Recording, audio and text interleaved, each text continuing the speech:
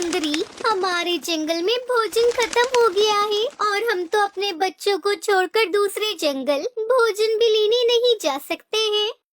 हाँ टुनटुनी, तुम बिल्कुल सही कह रही हो। अभी हमारे बच्चे बहुत छोटे हैं और इन्हें हम छोड़कर जा भी नहीं सकते हैं। मेरे पास तो खाने के लिए कुछ भी नहीं है। मुझे बहुत जोरों की भूख लगी है। अगर तुम्हारे पास कुछ हो तो मुझे दे दो।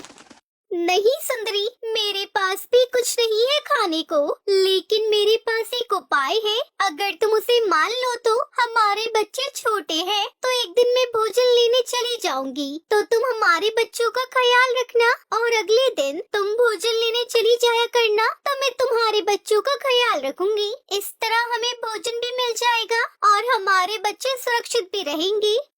ठीक है टुनटुनी चिड़िया, ये तरीका तो बहुत अच्छा है। आज तुम भोजन लेने चली जाओ, कल मैं चली जाऊंगी। फिर टुनटुनी चिड़िया भोजन लेने के लिए चली जाती है। शाम तक टुनटुनी चिड़िया भोजन लेकर वापस आ जाती है। आधा भोजन वो सुंदरी कौवी को देती है और आधा खुद रख लेती है। अगले दिन सुंदरी, आज तुम्हारी बारी है, तो आज भोजन लेने तुम जाओ।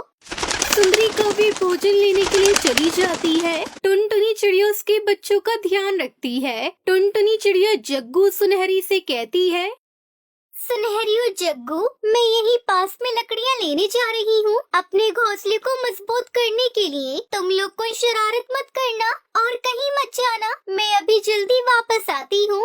ऐसा कहकर टुनटुनी चिड़िया वहाँ से चली जाती है। सुनहरी, चलो हम यही पास में थोड़ा खेलने चलते हैं। नहीं नहीं, मैं नहीं जाऊंगी, मेरी मम्मा डांटेंगी अगर उन्हें पता लगा मैं घोंसले में नहीं हूँ।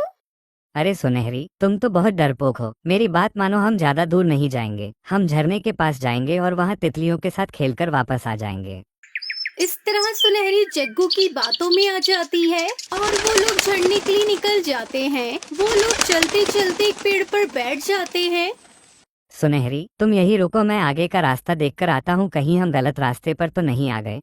फिर जग्गू आगे का रास्ता देखने के लिए चला जाता है। सुनहरी उसी पेड़ पर बैठी रहती है। काफी देर हो जाती है, लेकिन जग्गू वापस नहीं आता है। दूसरी तरफ टुनटुनी चिड़िया भी लकड़ियाँ लेकर अपने घोंसले में आ जाती है। वहाँ पर जग्गू और सुनहरी को नहीं पाकर वो घबरा जाती है।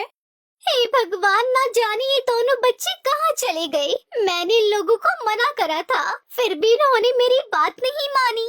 फिर टुनटुनी चिड़िया दोनों बच्चों को ढूंढने के लिए जाती है। वो बहुत दूर तक ढूंढती है पर उसे कहीं पर भी बच्चे नहीं मिलते हैं। थोड़ी दूर जाने पर उसे एक पेड़ पर बैठी सुनहरी दिखाई देती है। सुनहरी बेटा, अरे सुनहरी बेटा, जग्गू कहाँ है? मम्मा मम्मा, मुझे नहीं पता कि जग्गू कहाँ गया। वो मुझे पेड़ पर बिठाकर न जाने कहाँ चला गया। मैं खुद से नहीं आई थी मम्मा, मुझे जग्गू जबरदस्ती लेकर आया था। टुनटुनी चिड़िया बहुत ही ज्यादा परेशान हो जाती है और सुनहरी को लेकर वो अपने घोंसले में आती है। सुंदरी कौवी पहले से ही आ चुकी थी। अरे टुनटुनी, तुम कहाँ चली गई थी? मैं कब से इंतजार कर रही थी तुम्हारा। अरे जग्गू कहाँ है? वो दिखाई नहीं दे रहा। फिर टुनटुनी चिड़िया सुंदरी कौवी को सारी बात बताती है। सच सच बताओ टुनटुनी चिड़िया, तुमने मेरे बेटे के साथ क्या किया? मेरा बेटा कहाँ है? मुझे मेरा बेटा ला कर दो। टुनटुनी चिड़िया, तुमने मुझसे कौन सा बदला लिया है? मैं तुम्हें छोड़ूंगी नहीं। अगर सुबह तक मेरा बेटा मुझे नहीं मिला तो फिर देखना मैं क्या करती हूँ। अगली सुबह टुनटुनी चिड़िया जग्गू को ढूंढने के लिए निकल जाती है। सुनहरी चिड़िया घोंसले में अकेली थी। सुनहरी को देखकर सुंदरी कौवी बहुत ही ज्यादा गुस्सा करती है। वो उसे पेड़ से नीचे ढकेल देती है। सुनहरी की वहीं मौके पर मौत हो जाती है। जिस दर्द से मैं गुजर रही हूँ, अब उसी दर्द से टुनटुनी चिड़िया भी गुजरेगी। फिर पता लगेगा कि उसे कैसा दर्द हो रहा है मुझे। दूसरी तरफ टुनटुनी चिड़िया जग्गू को बहुत ढूंढती है। वो दूर दूर तक ढूंढती है पर जग्गू से कहीं नहीं मिलता है। फिर टुनटुनी चिड़िया थक हार कर अपने घोंसले में आती है तो देखती है उसकी बेटी सुनहरी मरी पड़ी है और सुंदरी अपने घोंसले में आराम से बैठी थी। अरे सुंदरी, ये तुमने क्या किया? मेरी बेटी को ही जान से मार दिया। तुम्हें जरा सी भी दया नहीं आई इसके ऊपर? तुम्हारा बेटा कहीं खो गया है, मैंने उसे मारा तो नहीं है। तुम्हें एक आशा रहेगी कि तुम्हारा बेटा तो कभी न कभी लौट कर आ जाएगा, पर तुमने तो मेरी आशा ही खत्म कर दी। मेरी बेटी को जान से मारकर अब मैं इस जंगल में नहीं रहूंगी, इस जंगल को छोड़कर चली जाऊंगी। लेकिन मैं भगवान से यही प्रार्थना करूंगी कि तुम्हें तुम्हारा बेटा जग्गू मिल जाए। फिर टुनटुनी चिड़िया वो जंगल छोड़कर चली जाती है और एक पेड़ पर जाकर बैठ जाती है। वो बहुत ज्यादा रोती है क्योंकि उसका इस दुनिया में कोई भी नहीं था उसकी बेटी के अलावा। अब तो उसकी बेटी भी नहीं रही थी। तभी उसे एक पेड़ के पीछे किसी पक्षी की परछाई दिखाई देती है। वो उसके पास जाती है तो देखती है कि वो जग्गू कौवा है। अरे जग्गू बेटा, तुम यहाँ क्या कर रही हो?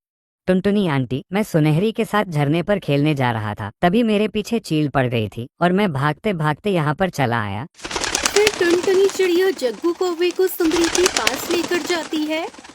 मम्मा, सुनहरी की कोई गलती नहीं है। मैं सुनहरी को जबरदस्ती ले गया था झरने पर खेलने के लिए। आपने उसके साथ गलत किया। इस तरह जग्गू कौवा सुंदरी कौवी को सारी बात बताता है। सुंदरी कौवी तो बहुत शर्मिंदा होती है। वो टुनटुनी चिड़िया से नजर भी नहीं मिला पा रही थी। देखा ना सुंदरी, तुम्हें तुम्हारा बेटा मिल गया। मैंने तुम्हारे बेटे को मारा नहीं था, पर तुमने तो मेरी सुनहरी को मार डाला। तुम्हें जरा सी भी दया नहीं आई। ऐसा कहकर टुनटुनी चिड़िया वहाँ से चली जाती है और सुंदरी कौवी अपने किए पर पछताती है।